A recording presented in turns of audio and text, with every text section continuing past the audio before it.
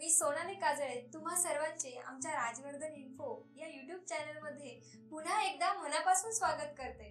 भाविकांनो, 12 ज्योतिर्लिंग दर्शन यात्रा सोहळा संपताना आम्ही तुम्हाला वचन दिले होते की आम्ही लवकरच तुमच्या भेटीला नवीन व्हिडिओ सिरीज घेऊन येणार आहोत। तर भाविकांनो, मला आपल्याला सांगायला खूप आनंद होत आहे की आम्ही 3.5 शक्तिपीठांच्या यात्रेचा हा व्हिडिओ तुमच्यासाठी घेऊन आलो आहोत। जसे तुम्ही आमच्या मागच्या अष्टविनायक यात्रा आणि 12 ज्योतिर्लिंग यात्रा या दोन्ही कार्यक्रमाला भरभरून प्रेम दिले, तसेच प्रेम आणि आशीर्वाद आमच्या या 3.5 शक्तिपीठांच्या यात्रेला व कार्यक्रमाला द्याल अशी आशा राजवर्धन इन्फो या चॅनलच्या वतीने मी सोनाली काजळे करते।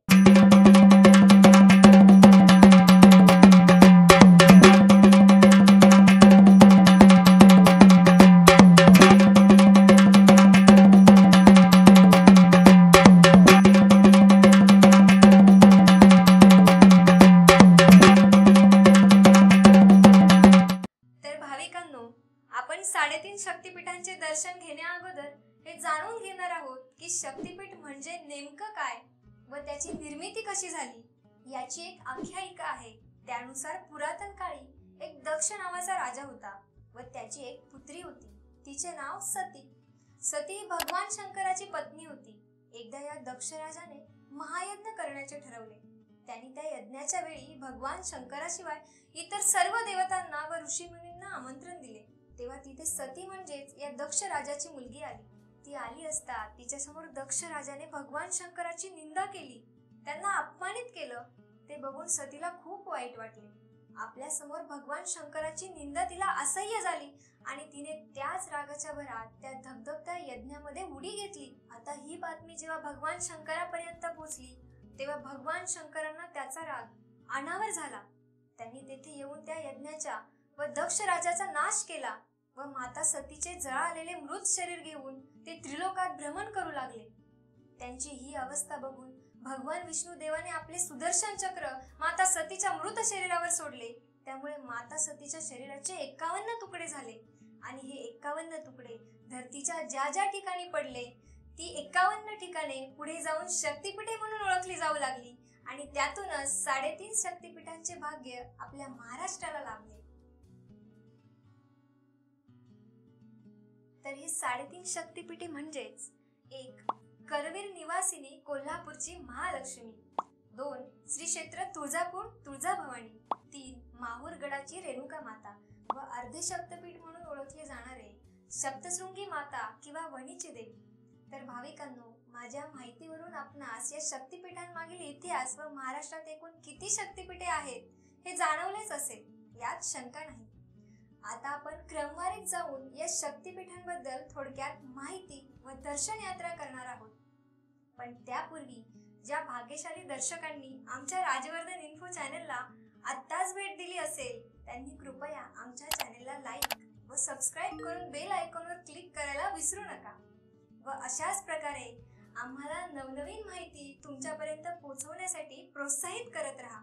भाविकांनो, आता आपण आलो आहोत 3.5 शक्तिपीठांपैकी मानाच्या पहिल्या शक्तिपीठाचे दर्शन घेण्यासाठी, म्हणजेच करवीर निवासिनी कोल्हापूरची अंबाबाई म्हणजेच महालक्ष्मी। कोल्हापूर आणि अंबाबाई मंदिर हे 2 शब्द जवळपास समानार्थी वाटावे इतकं या शहराचं आणि मंदिराचं नातं एकमेकात गुंफलेलं आहे। कोल्हापूरच्या मंदिराचा उल्लेख कधी अंबाबाई कधी महालक्ष्मी असाही केला जातो। तर भक्तांना देवीचे दर्शन घेण्यापूर्वी आपण या मंदिराचा इतिहास व मंदिराच्या निर्माणाबद्दल जाणून घेणार आहोत। हे मंदिर महाराष्ट्रात असलेल्या मंदिरांच्या पुराणात नमूद केलेल्या 108 पीठांपैकी एक आहे। तसेच महाराष्ट्रातील आदिशक्तींच्या 3.5 शक्तिपीठांपैकी पहिले शक्तिपीठ आहे। मंदिराच्या मांडणीवरून हे मंदिर चालुक्यांच्या काळात इसवी सन 600 ते 700 मध्ये बांधले असण्याची शक्यता आहे।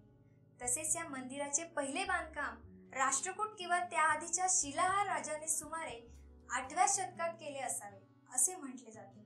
अनेक पुराणे, जैन ग्रंथ, ताम्रपत्र तसेच अनेक वेगवेगळे पौराणिक दाखले या मंदिराच्या अस्तित्वासंबंधी सापडलेल्या कागदपत्रानुसार अंबाबाई मंदिराचे पुरातनत्व सिद्ध करतात। मुघलांनी या देवळावर आक्रमण करून या मंदिराची नासधूस केली असता मंदिराच्या पुजाऱ्याने ही मूर्ती तेथून पळवून सुरक्षित अज्ञात ठिकाणी दडवून ठेवली होती व पुढे छत्रपती संभाजी महाराजांच्या काळात इसवी सन 1715 ते 1722 या काळात मंदिराचे पुनरुज्जीवन करण्यात आले। तसेच महाराणी ताराबाईंच्या वेळी त्यांचा महाल मंदिरानजीक बांधला गेला होता।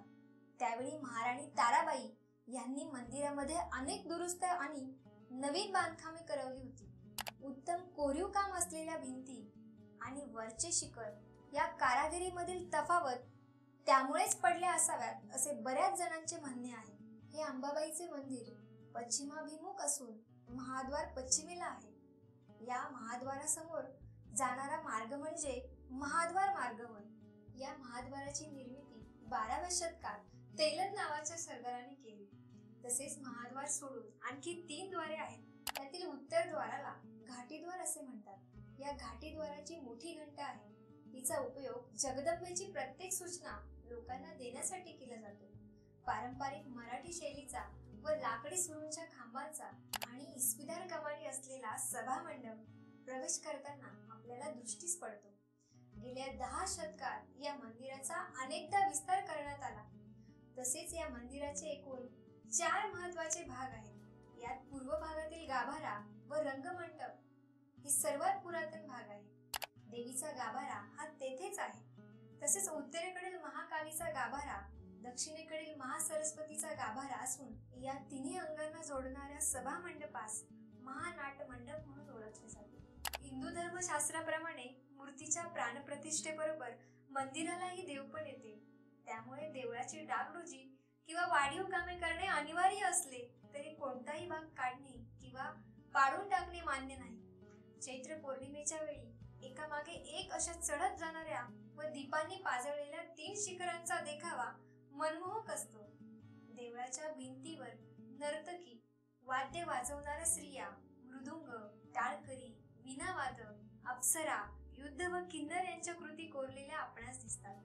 भाविकांच्या श्रद्धेनुसार श्री महालक्ष्मी आणि भगवान विष्णूंचा येथे वास आहे। या मंदिराच्या कोरीव कामांमध्ये वेगवेगळे वेदमंत्र कोरलेले आपल्याला दिसतात। महालक्ष्मीची मूर्ती ही रत्नजडित खड्यांपासून घडवण्यात आलेली असून ती मूर्ती 5 ते 6000 वर्षापूर्वीची असल्याचे बोलले जाते। तसेच या मूर्तीची प्राणप्रतिष्ठा 17व्या शतकात झाल्याची नोंद आहे। या देवीची मूर्ती काळ्या पाषाणात म्हणजे बेसॉल्ट पासून तयार झालेली आहे। ती स्थानक म्हणजे उभी मूर्ती आहे। या मूर्तीला 4 हात असून एका हातात तलवार, दुसऱ्या हातात ढाल आहे। उजव्या हातात खालील बाजूस महाळुंग असून हातात डाव्या हातात पानाचे ताट आहे। डोक्यावर मुकुट असून त्यावर शेषनागाची मूर्ती कोरलेली आपणास दिसते। तसेच आपणास गाभाऱ्याच्या द्वारावर एका बाजूला काळ आणि दुसऱ्या बाजूला वेताळ या रक्षकांच्या मूर्त्या कोरलेल्या पाहायला मिळतात। या मंदिराचे तोंड पूर्वेकडे आहे आणि देवीचे मुख पश्चिमेला आहे। मंदिराच्या पश्चिमेकडील भिंतीवर एक छोटीशी खिडकी आहे। दरवर्षी जानेवारी, फेब्रुवारी आणि नोव्हेंबर मध्ये सूर्यास्ताच्या वेळी महालक्ष्मीच्या देवळाबाबत एक अतिशय विलक्षण घटना आपणास अनुभवायला मिळते। ती म्हणजे 31 जानेवारी आणि 9 नोव्हेंबर रोजी सूर्याची किरणे दरवाजातून प्रवेश करून थेट महालक्ष्मीच्या मूर्तीच्या पायावर पडतात आणि 1 फेब्रुवारी व 10 नोव्हेंबरला सूर्याची किरणे महालक्ष्मीच्या छातीपर्यंत पोहोचतात। तसेच 2 फेब्रुवारी व 11 नोव्हेंबर रोजी मावळतीच्या सूर्याची किरणे देवीच्या संपूर्ण अंगावर पडतात। या सोहळ्याला महालक्ष्मीच्या किरणोत्सव म्हणतात। यावेळी भक्तांची अलोट गर्दी पाहायला मिळते। महालक्ष्मी भगवान विष्णूंची भार्या आहे म्हणून तिच्या समोर गरुड मंडपात विष्णुवाहन गरुडाची स्थापना केली आहे। तर मूर्तीच्या जवळील सिंह व मस्तकावरील शिवलिंगांमुळे कित्येक भाविकांना ती शिवपत्नी पार्वती वाटते। तर भक्तांनो, करवीर निवासिनी यांच्याबद्दल भाविकांच्या मनात एक गोड अशी शंका आहे की ही शिवपत्नी अंबाबाई आहे की विष्णुपत्नी महालक्ष्मी। याबद्दल थोडक्यात सांगायचे तर जे लोक म्हणतात की ही शिवपत्नी आहे त्यांचा तर्क देताना ते लोक सांगतात की देवीच्या माथ्यावर शिवलिंग आहे व मंदिराच्या दुसऱ्या मजल्यावर बरोबर जिथे देवीची मूर्ती आहे तिथेच आणखी एक मातृलिंग आपणास दिसते। तर दुसरीकडे जे लोक करवीर निवासिनीला महालक्ष्मी मानतात त्यांच्या मतानुसार देवीला तिरुपती बालाजीवरून वर्षातून दोनदा शालू भेट म्हणून येतो व तिरुपती बालाजी जे विष्णू रूप आहे त्यांचे दर्शन घेतल्यावर कोल्हापूरच्या करवीर निवासिनी म्हणजेच महालक्ष्मीचे दर्शन घेणे बंधनकारक आहे आणि याच कारणामुळे ही देवी विष्णुपत्नी असल्याचे सिद्ध होते अशी लोकांची श्रद्धा आहे. आता याचीच काही कारणे सुद्धा आहेत, ते पाहूयात. ते असे की बालाजी तोवर प्रसन्न होणार नाही जोवर त्यांची अर्धांगिनी महालक्ष्मी प्रसन्न होत नाही अशी भाविकांची मान्यता आहे. आपल्या भारत देशामध्ये मंदिरे, देवदेवता यांच्याशी संबंधित अनेक कथा, कहाण्या आहेत. तिरुपती आणि बालाजी देवस्थानचे नाते हेही त्या कथांपैकीच एक आहे. ज्यात भृगु ऋषी एकदा भगवान विष्णूकडे आले. त्यावेळी विष्णू शेषशायी असून निद्रा घेत होते, तर त्यांची पत्नी लक्ष्मी त्यांचे पाय चेपीत होती. भगवान विष्णूंनी आपले स्वागत केले नाही याचा राग येऊन महर्षी भृगु यांनी भगवान विष्णूंच्या छातीवर जोराने लाथीचा प्रहार केला. भृगु ऋषींचा क्रोध शांत करण्यासाठी भगवान विष्णूंनी त्यांची क्षमा मागितली आणि भृगूंचे पाय चेपण्यास सुरुवात केली. याद्वारे त्यांना भगवान भृगूंच्या प्रती आदर भावना व्यक्त करायची होती. भगवान विष्णूंचे हे वागणे पाहून देवी लक्ष्मींना क्रोध अनावर झाला. या रागापायी त्यांनी वैकुंठ सोडले आणि देवी कोल्हापूर येथे येऊन राहिली. देवी लक्ष्मी वैकुंठामध्ये कधीही परतलेली नसून आजही कोल्हापूर मधील भव्य देवस्थानमध्ये महालक्ष्मीचा वास आहे अशी आख्यायिका आहे. ही आख्यायिका जरी भाविकांच्या तोंडून ऐकायला मिळत असली तरी याच्या पुराणांमध्ये किंवा इतर कोणत्याही धार्मिक ग्रंथामध्ये स्पष्ट उल्लेख सापडत नसल्याने ही आख्यायिका कितपत खरी आहे हे नक्की सांगता येणार नाही. पण मंदिरामध्ये पाळल्या जाणाऱ्या परंपरा विचारात घेतल्या तर महालक्ष्मी देवस्थान हे आदिशक्तीचे देवस्थान असल्याचे लक्षात येते. तसेच प्र. प्रभू देसाई यांच्या देवीकोश ग्रंथातील माहितीनुसार ऋग्वेदातील खिलसूक्तांपैकी श्रीसूक्त ही विष्णू पत्नी मानल्याचे आढळते. पुराणांतूनही विष्णू पत्नीला महालक्ष्मी म्हणून निर्देश येतो. कोल्हापूर खेरीज अन्य ठिकाणी महालक्ष्मीची मूर्ती बनवायची असेल तर ती विष्णू पत्नी आहे असे मानून मूर्ती बनवली जाते. महालक्ष्मीचे मंदिर गोवा, झाशी, मुंबई येथेही आहे. एका आख्यायिकेनुसार कोल्हसूर नावाच्या राक्षसाने येथे रयतेवर खूप उच्छांद मांडला होता. तेव्हा अंबाबाईने रयतेच्या रक्षणासाठी कोल्हासुराचा वध केला. तेव्हा कोल्हासुराने मातेला विनंती केली की माझ्या मृत्यूनंतर माझे नाव घेतले जावे आणि देवीने त्याची अंतिम इच्छा पूर्ण केली आणि तेव्हापासून या ठिकाणाला कोल्हापूर नावाने ओळखले जाऊ लागले. मराठा साम्राज्याचे 2 भाग झाल्यावर सातारा आणि कोल्हापूर अशा 2 वेगवेगळ्या गाद्या निर्माण झाल्या.